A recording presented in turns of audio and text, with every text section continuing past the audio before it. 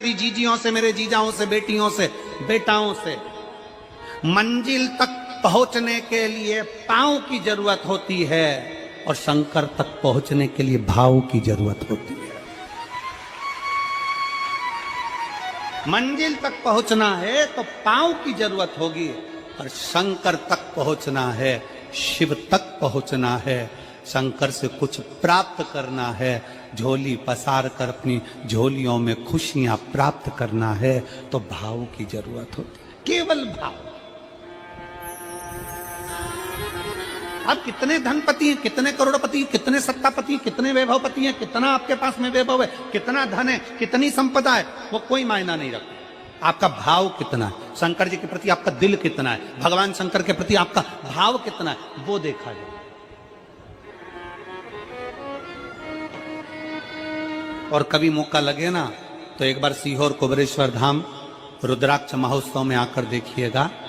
हीरे की चूड़ियां पहनने वाली मेरी जीजियां, जिनके घर में 10-10 नौकर काम करते हैं, वो भी कुबेरेश्वर धाम में बर्तन मांजने की सेवा करती हैं, आकर सेवा में लगी रहती हैं, भोजन बनाने की सेवा करती हैं। जिनके घर में 10 नौकर लगे हैं वो कुबेरेश्वर धाम में आकर बाबा की सेवा में लगती हैं। उनसे पूछो कि तुम क्यों सेवा करती हो, उनसे पूछो कि तुम यहां आकर क्यों करती हो सेवा, तो वो कहती हैं हम साल में एक बार बाबा के धाम आते हैं और कुबेरेश्वर बाबा के यहाँ आकर सेवा कर कर जाते हैं। साल भर कुबेर भंडारी इतना देता है कि हमारी सेवा के लिए 10 नौकर लाकर खड़ा कर देता है। ये उसकी कृपा, ये उसकी उदारता, ये उसकी दया। शंकर भगवान ने पूछा कौन सा रूप, तो कि जो मैं बचपन में भजती थी, जो मैं बचपन में भजती थी, जिसको मैंने बचपन में दर्शन किए हैं, छोटा सा शिवलिंग, छोटा सा शिवलिंग, ठीक है, छोटा सा शिवलिंग का रूप शंकर भगवान रखने को तैयार हो, ठीक है। शिवजी ने पूछा कि मुझे उठाएगा कौन। पार्वती जी मुस्कुरा कर कहती हैं, सुनो भोलेनाथ, आप अगर अपने असली स्वरूप में बैठते हो ना तो दुनिया का कोई तुम्हें तिल भर नहीं हिला सकता, पर जब तुम छोटे से शिवलिंग के स्वरूप में हो जाते हो तो कोई बच्चा भी तुम्हें गोदी में ले लेता है, क्योंकि वह आपको भोला मानता है, वो आपको भोला मानता है, वो आपको भोला समझता है, सरल सहज।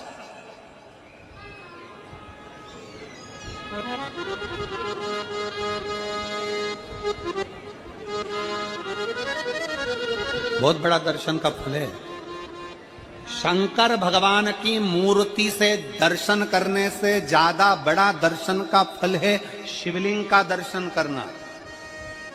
स्वप्न में शंकर भगवान की मूर्ति को देखना, जटाजूट बांधे हुए शंकर जी को देखने से बड़ा फल है शंकर के शिवलिंग का स्वप्न में दर्शन करना।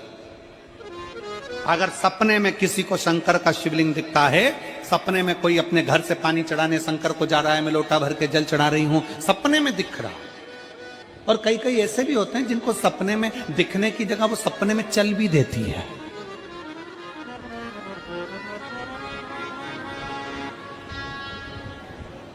महाराष्ट्र में कथा थी तो वहां एक पत्र आया था, एक भाई ने लिखा था, मेरी पत्नी से मैं बहुत परेशान हो गया हूं, उसका नाम हमें स्मरण में नहीं है, सिरपुर की कथा में वो पत्र था। तो उसने लिखा मैं अपनी पत्नी से परेशान हो गया हूं। तो उससे हमने एकांत में बुलाकर पूछा, भाई ऐसा क्या हो गया, बता तू क्या हुआ। उसका फोन नंबर था, उसको फोन लगवाया, पूछा क्यों परेशान हो गया। उसने कहा मेरी पत्नी रात को चिल्लाती है, बोल बम का नारा है बाबा एक सहारा।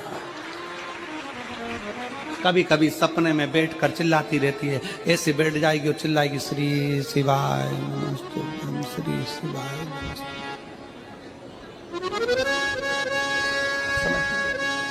और तो और यहां तक तो चल जाता है गुरुजी, पर इससे आगे नहीं चल पाता है।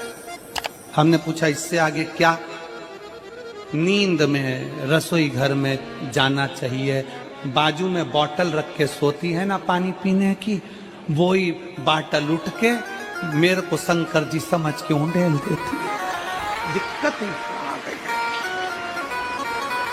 नजदीक तक यहां तक भी चल जाएगा कि श्री शिवाय नमस्तुभ्यम जपे, और ये भी चल जाएगा कि बोल बम का नारा है और बाबा एक, पर ये नहीं चलेगा कि वो पानी की बोतल ठंड में मेरे ऊपर डाल दे होंगे। ये कहां से? हमने कहा तू कल अपनी धर्म पत्नी को लेकर आना। उसकी पत्नी आई,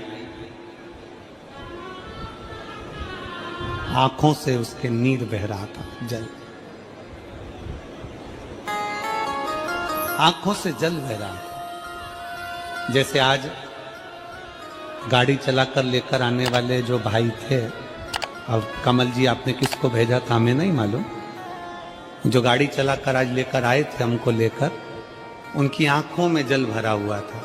वो कह रहे थे जब पहले गुड़ियारी में कथा थी, सबसे आखिरी में बैठकर कथा सुनी थी, एक विनती करी थी बाबा से कि बाबा बस ऐसा कर देना। दूसरी कथा मैंने रायपुर के पास में जब हुई अमलेश्वर में, तब कथा के मध्य में बीच पंडाल में बीच में बैठकर सुनी थी। फिर वहां भी बाबा से एक विनती करी थी, और आज मेरे बाबा ने ऐसी कृपा कर दी कि आपके नजदीक में बैठकर गाड़ी चलाकर यहां तक पहुंचा।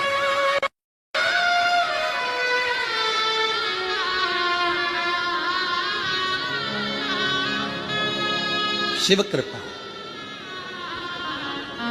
गाड़ी चलाते चलाते उनकी आंख में जल था, तो हमने उस दीदी से पूछा, जीजी तुम रो क्यों रही हो, ये बता, रोने का कारण क्या है?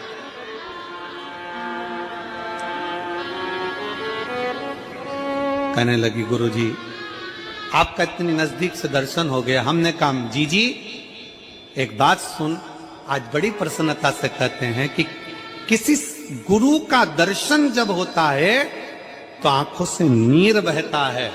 भगवान से प्रार्थना करना कि एक बार उसका दर्शन हो जाए तो हमारी जिंदगी उसकी हो जाए, उसका दीदार। कितनी आतुरता थी मेरे राम जी की।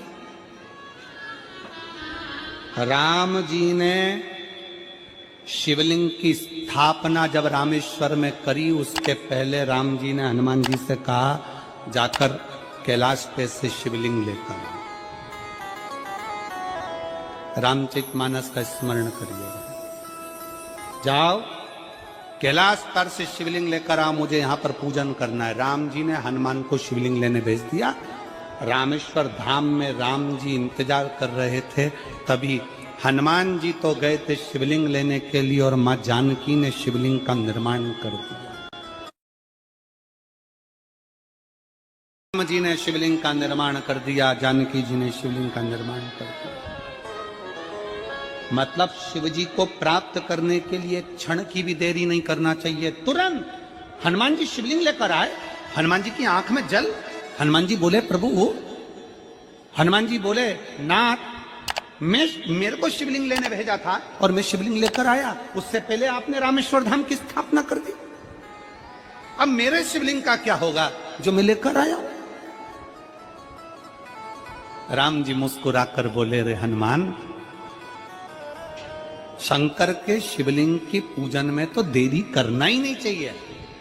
जैसा बन जाए वैसा बना लो, जैसी पूजन हो जाए वैसी कर लो, जैसी आराधना हो जाए वैसी कर लो, तो मेरे शिवलिंग का क्या होगा?